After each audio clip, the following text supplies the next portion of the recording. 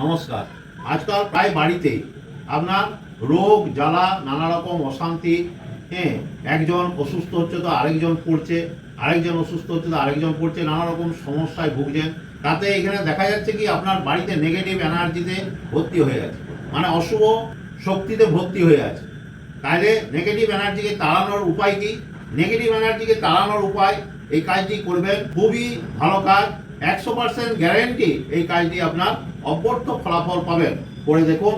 5টি লবঙ্গ, ফুল সমেত লবঙ্গ নেবেন, 3টি এলাচ নেবেন, আর 3টি কর্পূরের টুকরো নেবেন। একসাথে আপনার বাড়ির ভিতরে একসাথে পুড়িয়ে তার আলো সব ঘরে দেখান, তার আলো সমস্ত ঘরগুলোতে দেখান। আপনার বাড়ির সব অশুভ শক্তি ধ্বংস হয়ে যাবে, আস্তে আস্তে সব অশুভ শক্তি ধ্বংস হয়ে যাবে। এটা করুন, এই কাজ 100% গ্যারেন্টি আপনার হবে।